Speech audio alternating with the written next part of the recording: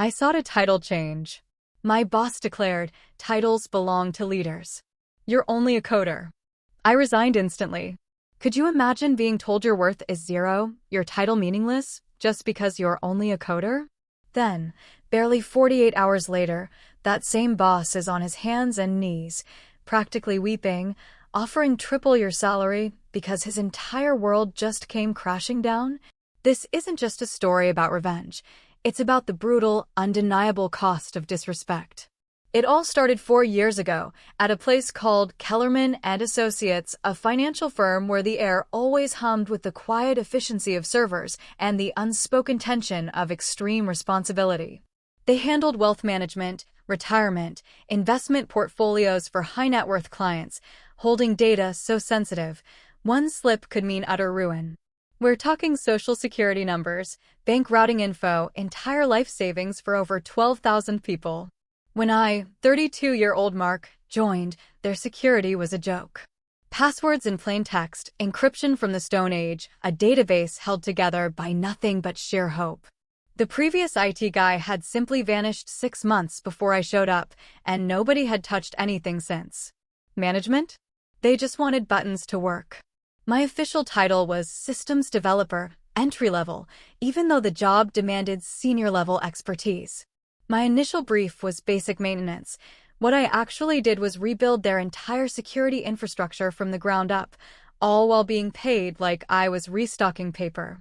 My first week, a security audit revealed 17 critical vulnerabilities in the client database alone. 17. A hacker could have waltzed in, taken everything, and left a thank you note.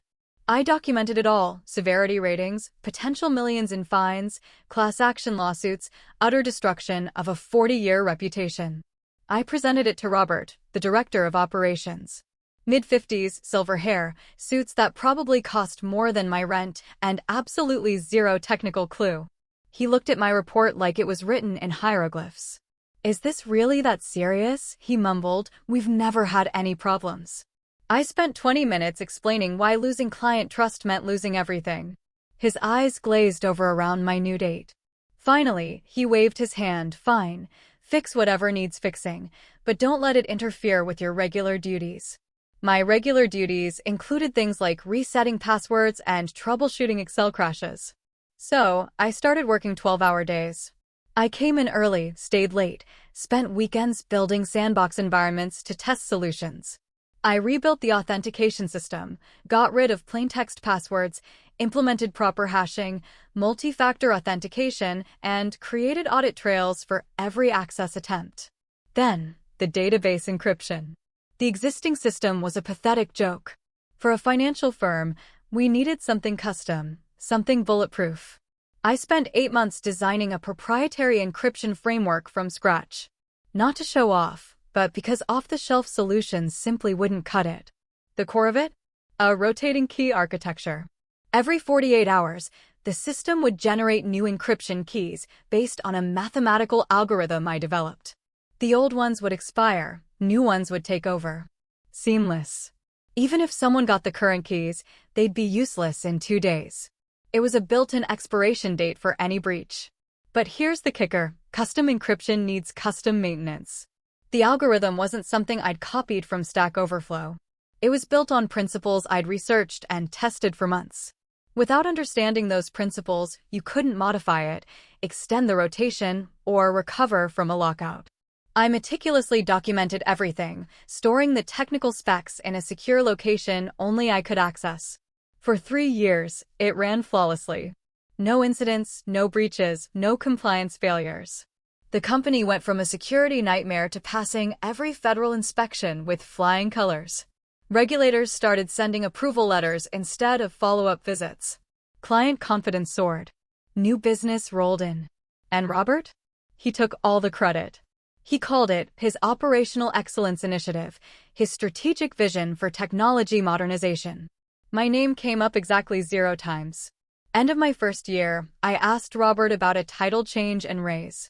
Systems developer didn't cut it. I was their entire security department, database administrator, network architect. I wanted senior security engineer at minimum.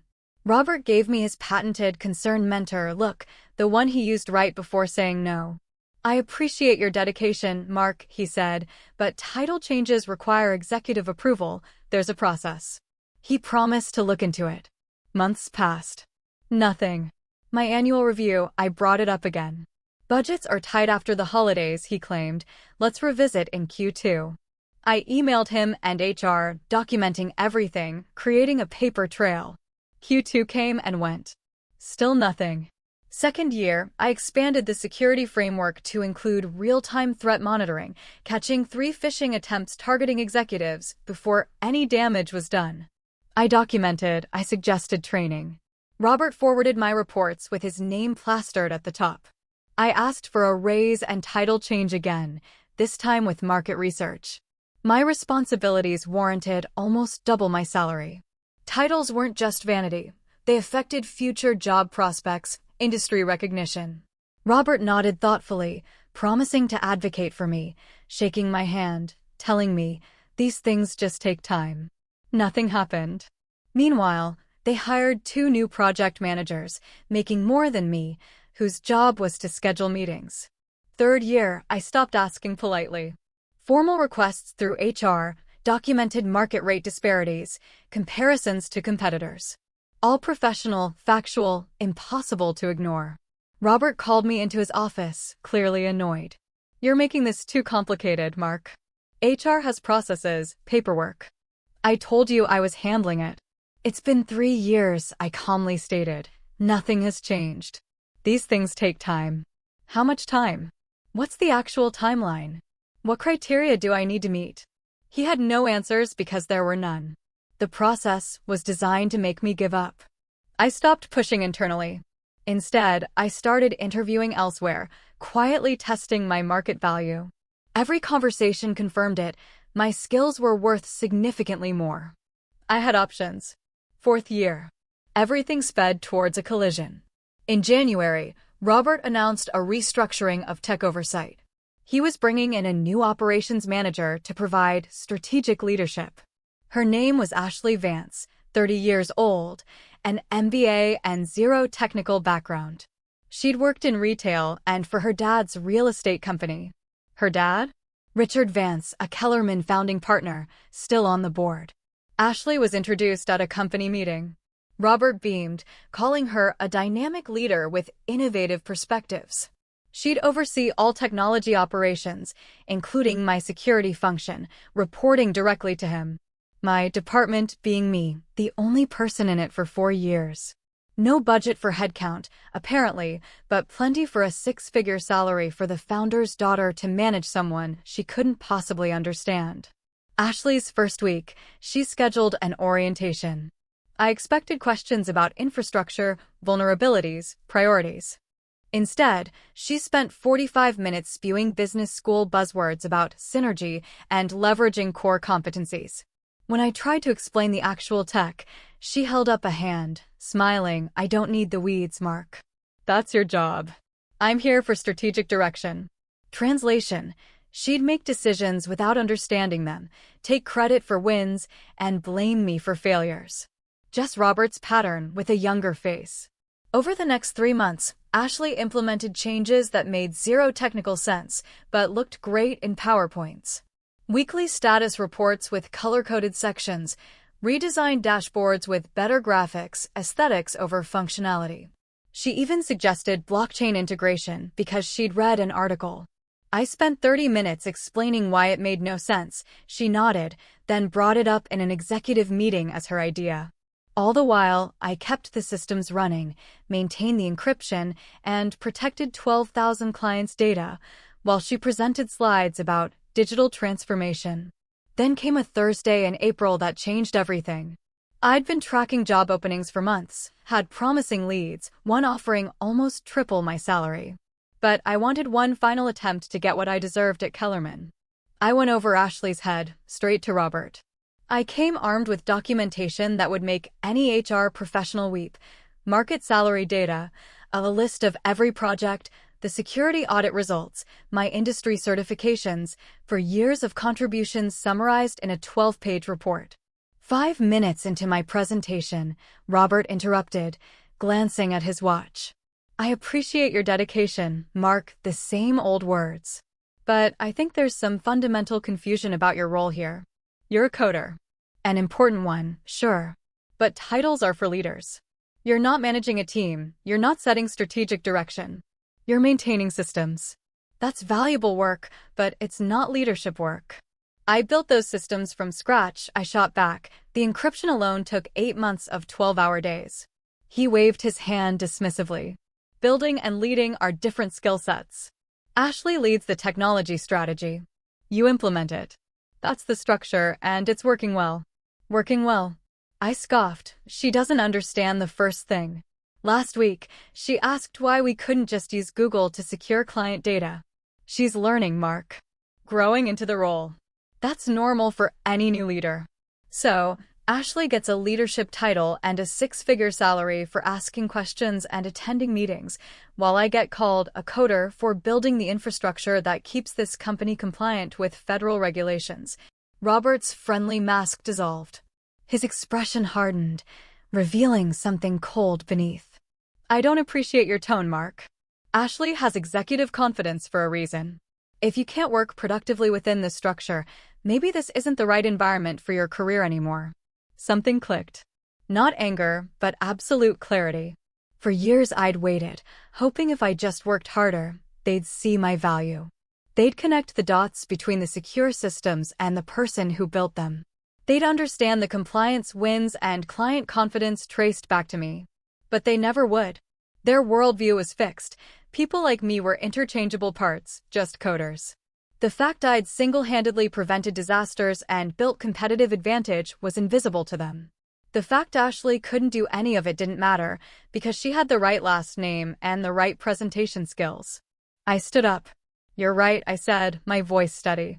This isn't the right environment for me. I quit. Robert actually laughed. You can't be serious. I'm completely serious. Effective immediately. His face changed instantly. The condescending amusement vanished, replaced by genuine concern. You can't just quit. There's transition work, knowledge transfer. We need 2 weeks' notice minimum.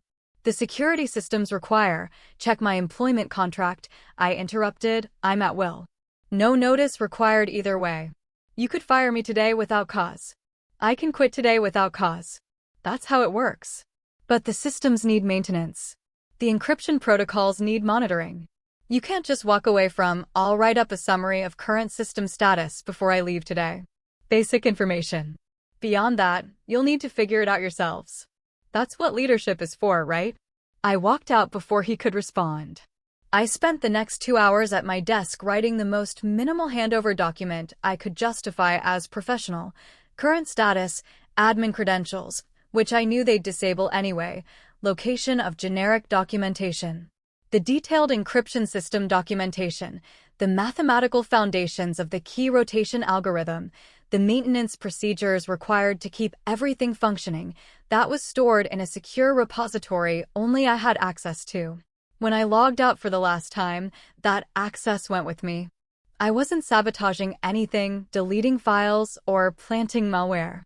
I was simply leaving a job that didn't value my contribution and taking my expertise with me. That expertise was mine. Ashley appeared at my desk around 4 p.m., confused and slightly panicked. Robert said, "You resigned?" "That's correct. But we have the quarterly security review next week. You were supposed to present our compliance status to the regulatory auditors." "I'm sure you can handle it," I replied, grabbing my coffee mug that read, "Have you tried turning it off and on again? You're the technology leader, after all. Strategic direction, stakeholder management, all that stuff." She stared at me like I'd started speaking a foreign language. I gathered my few personal items, a couple of books, a photo of my dog, Charlie. For years of my professional life fit into a cardboard box small enough to carry with one hand. I walked out at 4:47 p.m. on a Thursday. Didn't look back. Didn't say goodbye to anyone except Emily in accounting, who looked sad but not surprised. I drove home, ordered pizza, sat on the couch with Charlie, and felt absolutely nothing. No regret, no panic. Just the calm certainty that I'd finally made the right call. Friday morning, my phone was an explosion. 17 missed calls, 43 texts from Robert, Ashley, random coworkers, even Linda from HR. I ignored them all. The voicemails were a symphony of escalating panic. Robert started annoyed, then confused by system alerts, then concerned about error messages on Ashley's dashboard, then genuinely worried about warnings from the encryption subsystem. I made scrambled eggs, took Charlie for a long walk, went to the gym. My phone kept blowing up. By afternoon, formal emails started, demanding information due to the urgent and time-sensitive nature. I didn't respond. Friday evening, my girlfriend Sarah came over. I told her everything. The 4 years of being underpaid, the ignored title requests, Robert's "titles are for leaders" comment, my decision to walk away. She listened, having seen enough workplace politics and hospital administration. "So, what happens now?" she asked. "Now I find a job that actually values what I bring to the table. I already have leads." "And Kellerman?" I shrugged. "They figure it out, or they don't. Not my problem anymore." She nodded. "You seem really calm about this." "I am calm. First time in 4 years I don't feel like I'm waiting for permission to be recognized. I'm done asking. I'm done hoping. I'm just done." Saturday morning, 48 hours after I'd quit. My phone rang at 6:47 a.m. It was Robert's personal cell. I let it go to voicemail. The message was pure, unadulterated panic. His voice cracked. "The entire database is locked. Nobody can access anything. Client records, financial data, account information, everything. The encryption system is showing some kind of key expiration error, and nothing we've tried has worked. We need you back here immediately. Name your price, whatever you want, whatever title, whatever salary. Just please call me back." I smiled. Made coffee. Took my time. What Robert didn't understand was that the encryption system I'd built operated on a 48-hour key rotation cycle. Every 2 days, new keys were generated, old ones deprecated. The algorithm for those new keys was based on mathematical principles I developed. Without understanding those principles, you couldn't generate valid keys. Without valid keys, you couldn't decrypt the data. Without decrypting the data, you couldn't access anything. The system worked exactly as designed. It just happened to be designed by someone they dismissed as replaceable. Just a coder. I waited until 10 a.m. to call Robert back, letting him stew in panic for a few more hours. He answered on the first ring, voice ragged, desperate. "Thank God, Mark. We need you back here right now. The entire database is completely inaccessible. Nothing works. Ashley's been trying to reach the original software vendor, but they said our encryption system is custom and they have no documentation. Because I built it from scratch, remember?" I said calmly. A long silence on his end. "I remember you telling me I was just a coder. That titles are for leaders. That maintaining systems isn't real leadership work." "I didn't mean." "Look, we can discuss semantics later. Right now, I need you to come in and fix this before it becomes a regulatory disaster. What exactly are you offering?" He didn't hesitate. "Triple your salary. Senior security architect title, whatever title you want, actually. Full benefits package, enhanced retirement matching, corner office, whatever you need. Just name it."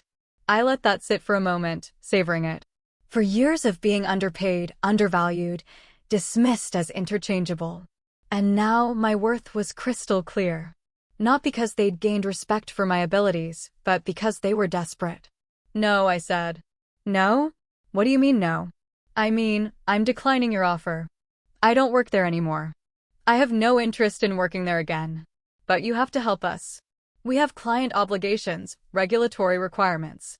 If this data stays locked, we could face federal investigation. We could lose our operating license." Sounds like a leadership problem, I mused. Maybe Ashley can provide some strategic direction. "This isn't funny, Mark." Robert's voice rose. "People could lose their jobs over this. The company could go under. 12,000 clients could have their financial information trapped in a system nobody can access. You should have thought about that before you told me my work didn't matter." I hung up. The rest of Saturday was peaceful. Dog park with Charlie, cooked dinner, watched a documentary, went to bed early. Slept better than I had in years. Sunday morning, Robert showed up at my apartment building. Somehow got past security by claiming to be my uncle. I watched him through the peephole. He looked like he'd aged 10 years in 2 days. Suit wrinkled, tie missing, dark circles under his eyes, hair disheveled. "Can we talk?" he croaked. "Please, Mark. I'm begging you. Whatever happened between us, whatever I said, I apologize. I apologize completely. The company needs you. I need you." The company had 4 years to show me it valued my contribution, I said, opening the door just enough for him to hear. "It chose not to. You chose not to. We made mistakes. I made mistakes. I admit that freely. But punishing 12,000 clients because of management failures isn't fair to them. I'm not punishing anyone. I quit a job where I was underpaid and disrespected. What happens after my departure isn't my responsibility. I didn't break anything. I didn't sabotage anything. I simply stopped maintaining systems that required my expertise to function." Robert's jaw tightened. "We could pursue legal action. You clearly designed this system to fail intentionally if you ever left. I designed the system to be maximally secure for your clients' sensitive data. That security includes sophisticated encryption that requires ongoing maintenance from qualified personnel. You chose not to develop that qualified personnel. You chose to underpay and dismiss the one person who understood the system. That's on you. But you're welcome to have your lawyers review my work. Everything I did was documented, authorized, and within the scope of my employment. I didn't plant any traps. I didn't create any backdoors. I simply left." He stood in my doorway, desperation turning to calculation. "What would it take?" he asked finally. "Not to come back permanently. Not even to work for us again. Just to fix this one issue. Restore access, get the systems functioning, consultant basis, whatever hourly rate you want." I thought about it carefully, not because I was tempted, but because I wanted my answer to be absolutely clear. "Nothing," I said. "There's nothing you could offer that would make me help you. Not money, not titles, not apologies. Not because I want revenge or want to watch you suffer, because I don't. But I don't want any relationship whatsoever with a company that only values people when it's desperate. You had 4 years to treat me fairly. You chose not to. That choice has consequences. I don't owe you anything. I don't owe Kellerman anything. And I'm certainly not going to rescue you from a situation your own decisions created." I closed the door. Monday morning, I had 3 interviews scheduled with companies I'd been cultivating relationships with for months. Good companies, competitive compensation, cultures that actually seemed to value technical expertise. I spent the day having real conversations with people who understood what I brought to the table. Meanwhile, Kellerman and Associates was in full crisis mode. Emily kept me updated via texts. Ashley had tried hiring emergency consultants. 4 different security firms looked at the system and said it would take weeks to reverse engineer, if even possible. The mathematics were too specialized, too custom. Robert tried reaching professors at my alma mater, thinking they might help with the algorithm. Dead end. The mathematics were my original work. The board held an emergency meeting, considering options from paying me any amount to legal action for intentional sabotage. Their outside counsel advised strongly against the legal route. I hadn't broken any laws, hadn't violated any contracts. Everything was legitimate. Building sophisticated, secure systems, then leaving when mistreated? Not a crime. Just good sense. Tuesday morning, their largest client couldn't access quarterly statements. Then 3 more calls. Then the regulatory compliance officer started asking pointed questions. By Tuesday afternoon, Kellerman hired an outside security firm for an emergency system reconstruction. Estimated timeline, 6 to 8 weeks, assuming they could figure out my encryption methodology. Estimated cost, north of $500,000. The irony was gut-wrenching. They could have given me a $25,000 raise and a title change that cost them literally nothing. Instead, they were spending 20 times that to fix a problem that wouldn't have existed if they'd treated me with basic professional respect. Wednesday, I accepted a job offer from Meridian Financial Services, senior security architect. Salary almost triple Kellerman's, a signing bonus that covered 6 months of rent, stock options, comprehensive benefits, and actual respect. The hiring manager had seen my work mentioned in security industry publications, auditors referencing my encryption framework as best practice. She said they'd been trying to recruit me for months. Thursday evening, I got one final call from Robert. His voice was calmer this time, resigned, almost defeated. "The board is considering bankruptcy," he said flatly. "If we can't restore client access by the end of next week, we'll face regulatory action that could force us to shut down entirely. We're also facing potential class action lawsuits from clients." "I'm sorry to hear that." "Are you really?" His voice carried an edge of bitter accusation. "You designed this system knowing exactly what would happen when you left." "I designed this system to protect your clients' sensitive data from security breaches. The fact that it also requires qualified personnel to maintain is standard for any sophisticated technical infrastructure. That you didn't develop qualified personnel isn't my fault. That you didn't value the one person who understood it isn't my fault either. Consequences, right?" His voice dripped skepticism. "You could have prevented all of this. For years of me asking for fair compensation and basic professional recognition. For years of you telling me to wait and be patient while you hired project managers at higher salaries to do nothing useful. For years of dismissing me as just a coder. You created this situation, Robert. I just stopped preventing the natural consequences of your own decisions." He didn't respond for a long moment. I could hear him breathing. "Ashley resigned this morning," he said finally. "Told the board she never had the technical background to oversee security infrastructure and shouldn't have been put in that position. Said her father pressured her into taking the role. Sounds like she figured out something you still haven't." "What's that?" "That leadership means taking responsibility for failures, not just claiming credit for successes." I hung up. 2 weeks later, Kellerman and Associates filed for Chapter 11 bankruptcy. The security firm eventually recovered most client data after 8 weeks of intensive work, but not before federal regulators launched formal investigations. 3 class action lawsuits were filed by clients who couldn't access their financial records during tax season.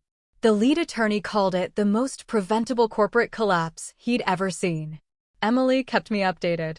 The week after the bankruptcy filing, she sent me a photo of Robert's empty office. Cleared out overnight.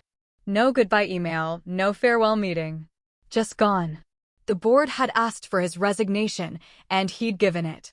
She said he'd been escorted out carrying a single box. The same size box I'd carried out 6 weeks earlier. Funny how that worked. Ashley lasted 3 more days.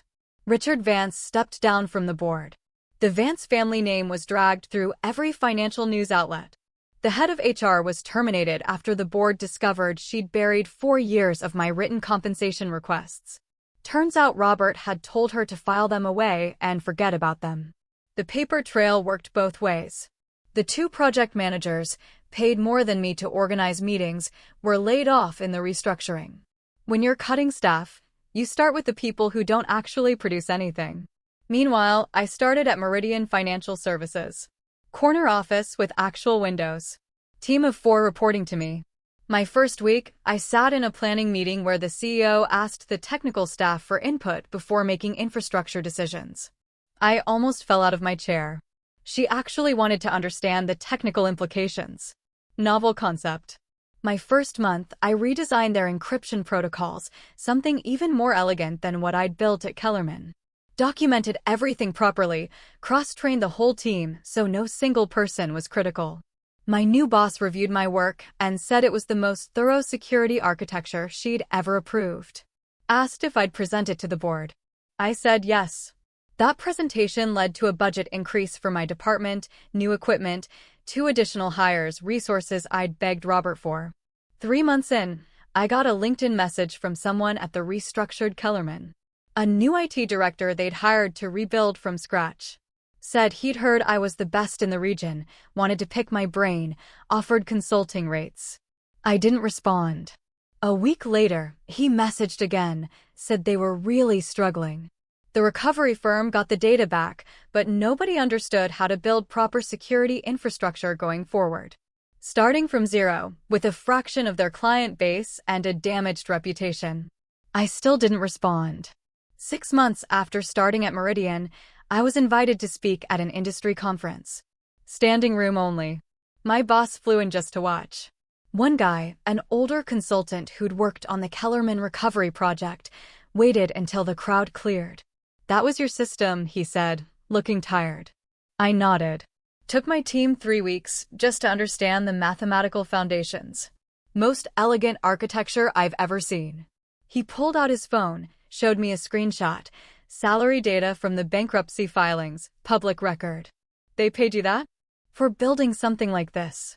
He laughed, shaking his head. "My junior associates make more than that." "No wonder you walked." "Honestly surprised you stayed as long as you did." We shook hands, and he left. My boss had heard the whole thing. "That true?" she asked. "About the salary?" "Every word." She shook her head. "Their loss. Our gain." Emily texted me that same week with the final update on Robert. He'd been trying to get hired at other wealth management firms. Word had gotten around how he'd driven out the one person who understood the critical systems, what he'd said in that final meeting. 3 different firms interviewed him and passed. One hiring manager told him his reputation preceded him. Last she heard, he was doing freelance consulting from his home office, posting on LinkedIn about operational excellence. The comment section was brutal. Someone linked an article about the Kellerman collapse. "Career over at 57. I saved that text message. Last month, Meridian promoted me to Chief Security Officer. Board-level position. Salary that would make Robert choke on his expensive coffee. The CEO called me into her office personally to deliver the news. Shook my hand, said they were lucky to have me, that the board voted unanimously. I signed the new contract. Walked out to my team and told them about the promotion. They actually cheered. First time in my career that coworkers seemed genuinely happy about my success instead of threatened by it. That evening, I came home and found a letter in my mailbox. No return address, plain white envelope. I opened it at the kitchen counter while Charlie waited for his dinner. A handwritten note from Robert. 2 sentences. I should have listened. "I'm sorry." I read it once, then walked over to the shredder and fed it through. And that's how I ended up as Chief Security Officer, with a salary that would make Robert's expensive coffee taste like ash. But tell me, after all that, what would you have done? Would you have helped him? Let me know in the comments below.